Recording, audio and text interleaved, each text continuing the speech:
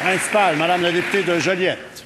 Merci, Monsieur le Président. Alors que depuis le fiasco de la commission Bastarache et celui des négociations avec les procureurs et juristes de l'État, la crise dans le monde de la justice est totale, voilà qu'une autre décision gouvernementale va venir mettre à mal gravement les liens si importants pourtant entre les citoyens et la justice. On apprend en effet que 3 bureaux régionaux de la Commission des droits de la personne et des droits de la jeunesse vont fermer le mois prochain. Ainsi, la Commission n'aura plus d'existence ni à Rimouski, ni à Gatineau, ni à Longueuil et une seule ressource désormais à Sept-Îles. Pourtant, ces bureaux régionaux visent précisément à rapprocher la justice des citoyens les plus vulnérables et surtout à leur venir en aide, par exemple, à des aînés victimes d'abus ou de discrimination ou à des personnes issues de minorités visibles.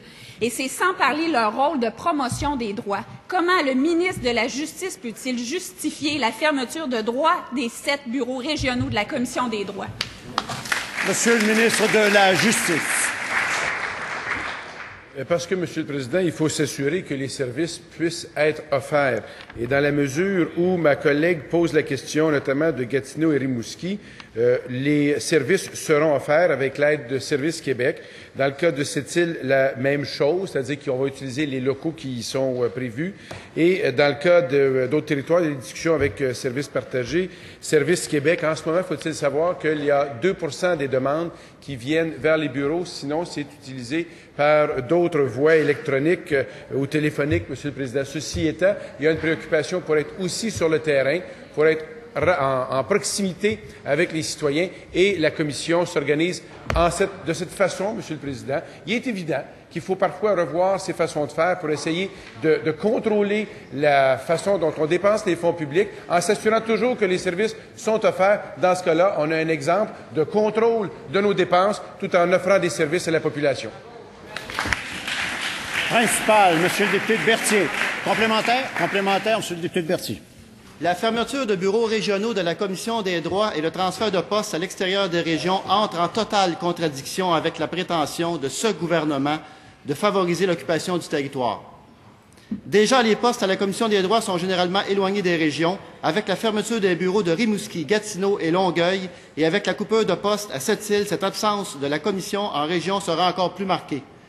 Alors qu'il prétend vouloir favoriser l'occupation du territoire, pourquoi le gouvernement coupe-t-il des postes en région? Ce serait le fun de voir les babines suivre les... Monsieur le ministre de la Justice. Les babines qui suivent les bottines, Monsieur le Président, nous avons dit qu'il faut revoir la façon dont on dépense pour s'assurer que chaque dollar des fonds publics est investi à la bonne place, en même temps que les services sont offerts. Alors, les babines suivent les bottines parce que c'est ça qu'il y a. On regarde la façon dont les fonds sont dépensés, mais les services restent en région d'une façon différente, grâce notamment à des partenariats avec Services Québec. Alors, dans ce contexte-là, on a une nouvelle façon de faire. Il y a des changements, mais les services sont offerts. Alors, je reviens à vos questions à vous. Lorsque la chef de l'opposition disait en début de session, on va s'intéresser aux dépenses, au déficit et à la dette, elle dit toute la session va passer là-dessus. J'ai jamais entendu une seule fois la même expression. Qu'est-ce que vous pensez, vous? On doit dépenser plus? Nous, on offre les services et on contrôle les dépenses.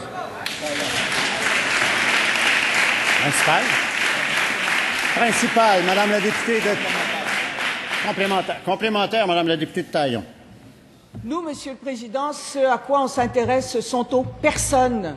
À Longueuil et dans sa région, il y a une augmentation de personnes aînées, de personnes immigrantes, de personnes handicapées qui ont des besoins et qui sont vulnérables et susceptibles d'être victimes de discrimination. Comment peut-on penser fermer un bureau à Longueuil? Comment peut-on faire ce choix insensé et insensible envers les victimes potentielles? Bravo! Monsieur le ministre de la Justice. Pour poser la question, Monsieur le Président, il ne faut pas avoir écouté la réponse. J'ai dit que les services sont offerts. Ils sont offerts d'une façon différente, dans des locaux différents, parce qu'on essaye de rentabiliser les fonds publics que nous avons. Nous, on pense ça comme ça. Si vous pensez qu'il ne faut pas faire d'efforts de rentabilisation des fonds publics, c'est votre affaire. Mais nous, on pense qu'il faut essayer de mettre l'argent des Québécois à la bonne place, qu'on en ait plus pour notre argent. C'est ça le but. Comme j'ai répondu que les services continuaient d'être offerts, venez pas nous dire à nous qu'on n'a pas de préoccupation à l'égard des gens qui ont des droits. On fait plein de choses justement pour s'assurer qu'ils aient tous les moyens. Dans ce cas-là, que vous soulevez, les Terminant. services continuent d'être disponibles. On en a plus pour notre argent. Êtes-vous contre?